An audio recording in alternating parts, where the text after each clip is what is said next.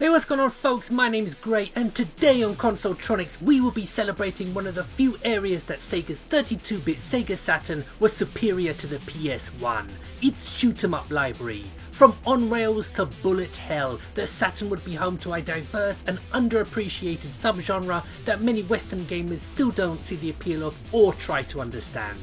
So join me as I lift the veil in my Sega Saturn shoot 'em up special. The Earth died, and it was about to enter upon silent times.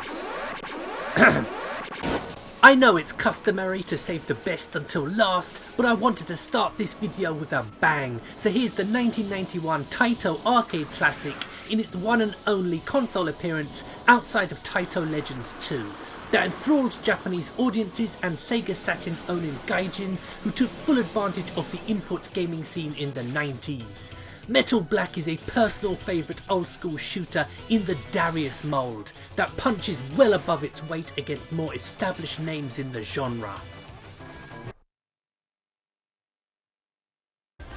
I have been a fan of Technosoft's Thunder Force series since first getting a Mega Drive back in '93, but by the time Part 5 hit stores, the shoot 'em up genre was on the wane in mainstream gaming circles, so did not see a European release.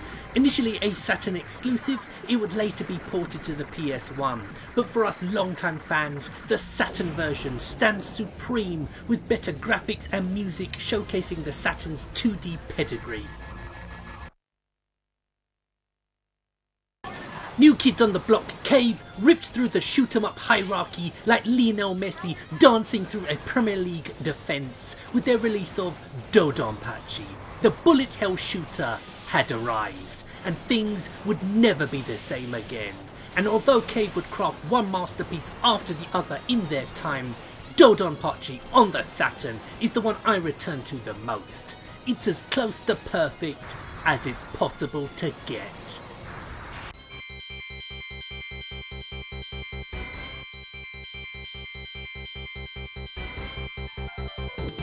The Cotton franchise had for a number of years been bubbling away under the surface in arcades and the Japanese exclusive home computer markets. Its few forays into console, like the Mega Drive exclusive Panorama Cotton, had largely flattered to deceive. But Cotton Boomerang on the Saturn would introduce to a whole new audience the nutty antics of young witch and series star Cotton and her faithful familiar Silk. Basically an enhanced version of Cotton 2, also on the Saturn. This is the pinnacle of cutesy 'em up shooters, a bona fide classic and one which you need to play.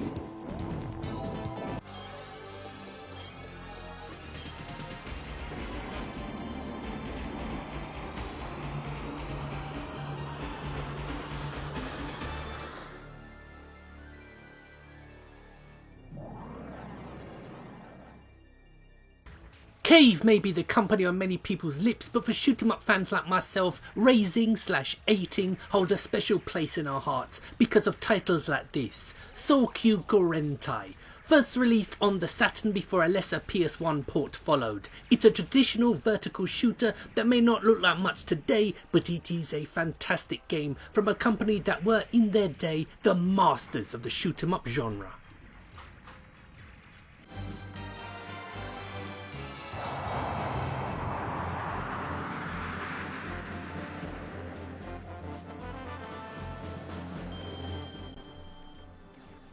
The Daddy.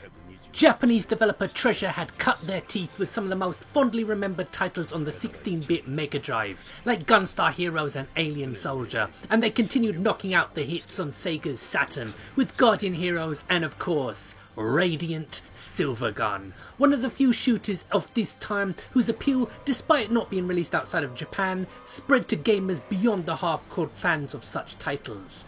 Everything you've heard about this game is true. This is one game that does live up to the hype.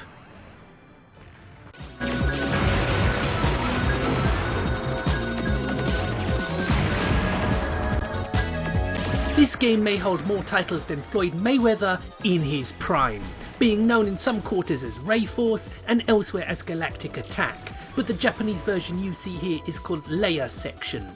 But whatever you've been calling it all this time, all you really need to know is, it's awesome.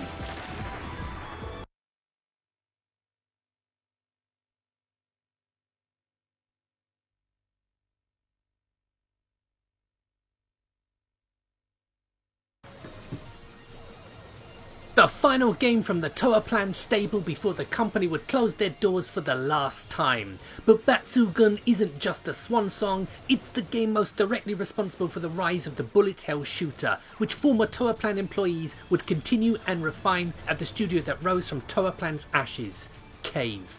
Batsugun is becoming the forgotten member of the shoot 'em up club, but if you get a chance, try it.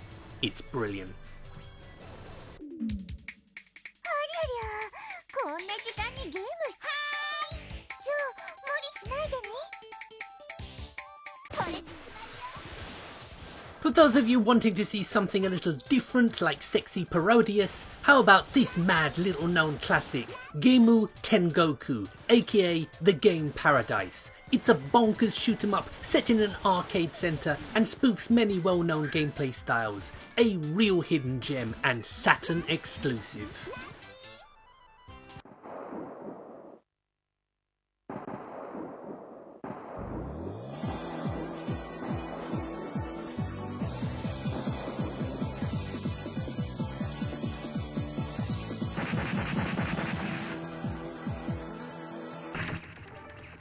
Another rising masterclass of shoot 'em up bliss in Battle Garegga. Destroy everything that moves in one of the most satisfying shoot 'em ups on the Saturn and beyond. An outstanding game. And last but by no means least, we have Sengoku Blade. And why Sengoku Blade? 2 reasons. It's a sequel to 1993's Sengoku Ace and brought to us by the developers of Gunbird. Instead of spaceships and aliens, we have some ancient Japanese mythological creatures to take care of. Hardly the most challenging game I've looked at today, but it is one I've returned to time and time again. I just wish I knew how to turn the bloody subtitles off. So there we have it, folks, a look at what is in effect the tip of the iceberg for shoot 'em ups on this great system. And be sure to stay tuned for more videos up soon. So thanks for watching, and I'll see you guys again soon. Laters.